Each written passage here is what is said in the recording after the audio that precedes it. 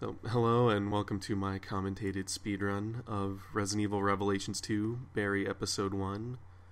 For this speedrun, I'm mostly going to be covering tactics that'll save time or things I do to save a few seconds, rather than how to advance through the level normally, because there's actually a pretty huge skip in the first episode. Stay by the boat, little lady. I mean it.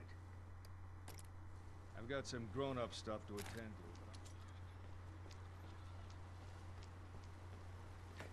Radio tower. That's gotta be it. So, during introductions, Barry will start this really slow walk when he's talking to Natalia, and you can cancel out of that by just swapping to any weapon. She got you just like she got my baby. You're not scared of me? No. Watch out!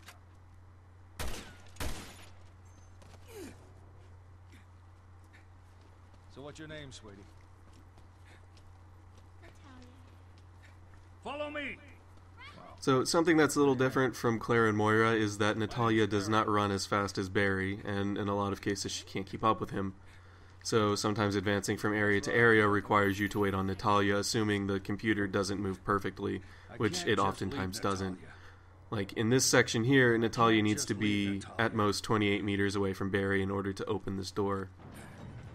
You'll also see that I don't do any swapping to Natalia and Barry to regenerate stamina individually, mostly because even if Barry starts walking slowly, he'll still be going faster than Natalia when his run's back up.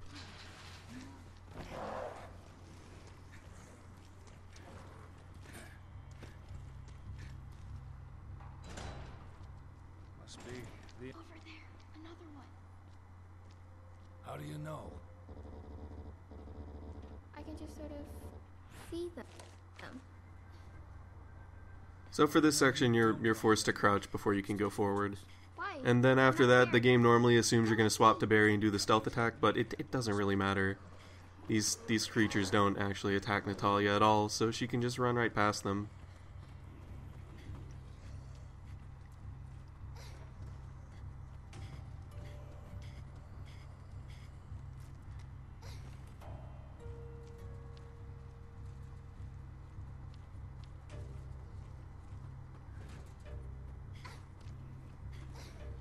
Can you make it? Yeah. So I actually get stuck waiting here because AI Barry got grabbed, and I don't know the exact distance he needs to be to get through this door. But you don't want him to get grabbed. Also, you're gonna skip the control room key because, assuming you did the Claire and Moira speedrun route the same way, or even just any run with them, you're not gonna have to go through that whole area of turning around to turn off the fire trap or whatever it is. So you don't need the control room key. Also, you only need to push this box twice to go forward instead of 3 shoves to get it all the way against the wall.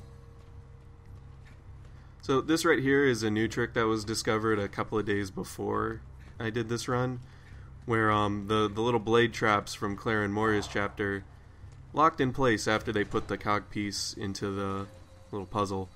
And normally you'd have to go around and turn the power back off, but if you have points into the skill mastery that gives your dodge extra distance, you can just line up and get past them with 2 well-placed dodges as Barry. It saves about 30 seconds in total, I believe. This place is seriously messed up.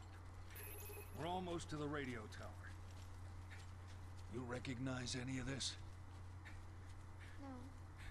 Sorry. It's all right. Almost there. Still with me? Yeah, I have strong legs. Follow me. Right. So this is another section where Natalia can fall behind. At most she can be 10 meters away for her to go through this prompt immediately without having to be by your side. Barry, it's locked. What do I do? You need to break the lock. Good work. Follow me. Right. You stick close to me, okay? Okay.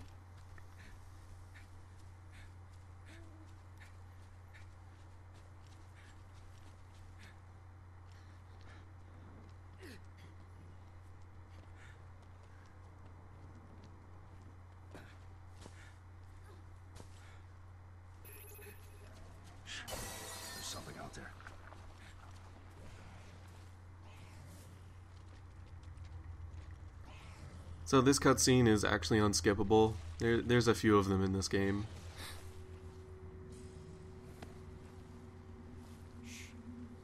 Stay back. Where'd it go?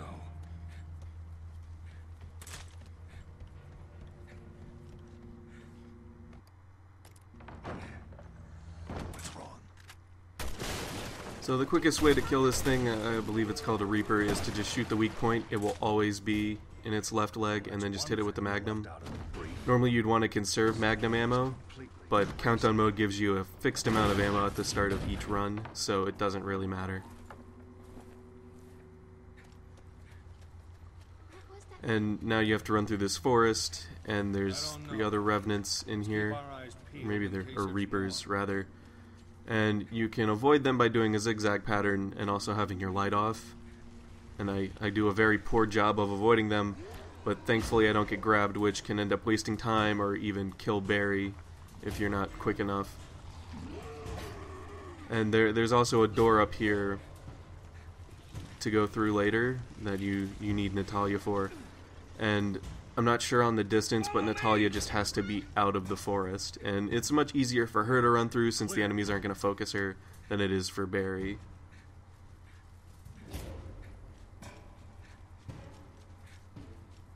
I can't just leave Natalia.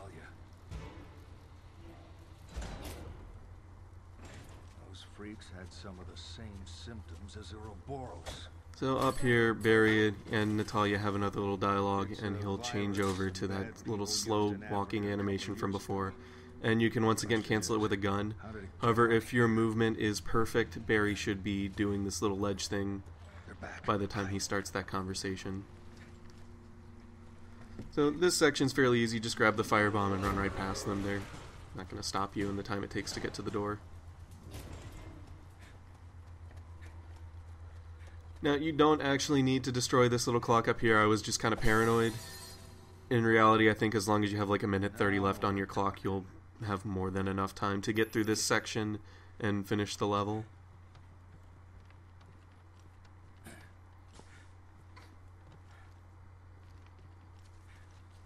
The radio tower's just ahead. So up here is another little skip. There's this lock on this door that makes you go around. However, you can just shoot the lock from outside and it ends up skipping an enemy, which is nice and it saves a good amount of time. This is another unskippable cutscene. So to solve this puzzle, you have to activate 2 machines on separate sides of the map. So you want to tell Natalia to stay where she is and go trigger the first one as Barry. Throw the firebomb there to kill those things off quickly. Break out the beer and nachos.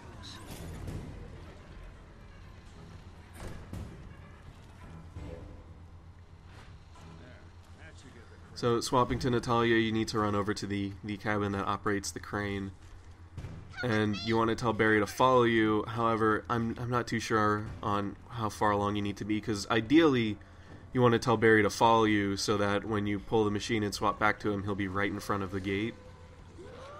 But my timing with it's off.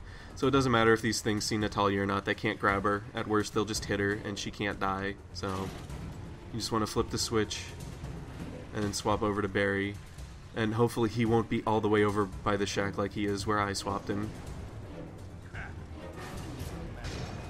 Then you just run to the gate and it automatically plays the cutscene regardless of where Natalia is. And then you simply do a quick turn and run to the end.